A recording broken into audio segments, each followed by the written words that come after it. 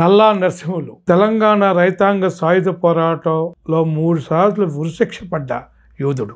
నల్లా నరసింహులు ఆ పేరు చెప్తేనే గడీదారులకు సింహస్వప్నం. నల్లా నరసింహులు జనగామ సింహంగా పేరొందిన యోధుడు.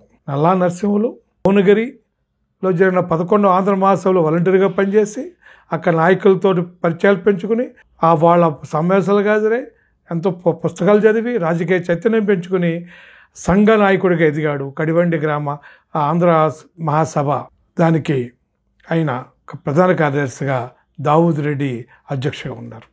ఈ కడివెండిలో దొడ్డి కొమరయ్య అమరత్వంతో ఏదైతే తెలంగాణ పోరాటం రాజుకుందో ఆ పోరాటంలో చాలా చైతన్యవంతంగా ఎంతో వీరోచితంగా పాల్గొన్న నల్లా నరసింహారెడ్డికి ఒక సందర్భంలో ఆయనకి అరెస్టు చేస్తే అరెస్ట్ నుంచి తప్పించుకుని పారిపోయి విజయవాడ కమ్యూనిస్ట్ పార్టీ ఆఫీస్కి వెళ్ళి అక్కడ గెరిల్లా శిక్షణ పొంది మళ్ళా తిరిగి ఉద్యమంలోకి తెలంగాణ రైతాంగ సాయుధ పోరాటంలో పాల్గొన్నాడు. ఆయనకు ఉరిశిక్ష పడిన సందర్భంలో రజాకార్ల యొక్క ఇన్ఫార్మర్ని హత్య చేసిన కేసులో ఆయనకు ఉరిశిక్ష పడితే ఆ ఉరిశిక్షను హైకోర్టులో విచారణ సందర్భంగా అక్కడి నుంచి పారిపోయి మళ్ళీ అడవిలోకి వచ్చి ఉద్యమంలో తెలంగాణ రైతాంగ సాయుధ పోరాటంలో తన భార్య వజ్రంతో సహా పాల్గొన్నాడు.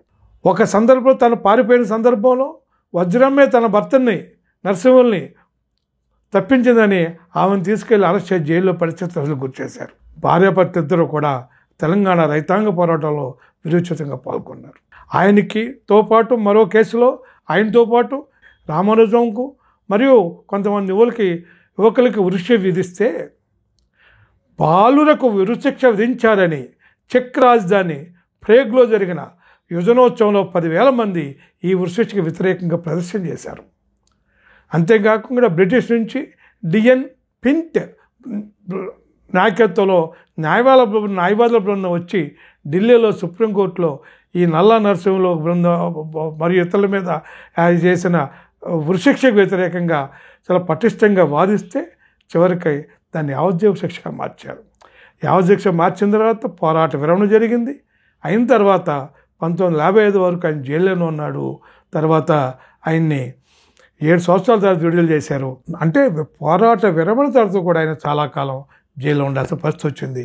అటువంటి వీరుడు నల్లా నరసింహులు. ఆ కడివెండి గ్రామం ఎంట్రన్స్లోనే నల్లా నరసింహులు గారి యొక్క స్మారక స్తూపం కనపడుతుంది. లోపలికి వెళ్తే కడివెండి గ్రామంలో దొడ్డి కొమరయ్య విగ్రహం కనపడుతుంది. ఆ రెండు చూస్తుంటే మనకి తెలంగాణ రైతాంగ సాయుధ పోరాటం యొక్క స్మృతులు ఆ చరిత్ర మనకు ఒకసారి గుర్తుకొస్తాయి. అటువంటి వీరోచిత నల్లా నరసింహులుని ఈ సిపిఎం తెలంగాణ రాష్ట్ర 4వ సందర్భంగా మరొకసారి వారికి లాల్ సలాం చెప్పుకుంటూ మీకు అందరికీ ధన్యవాదాలు.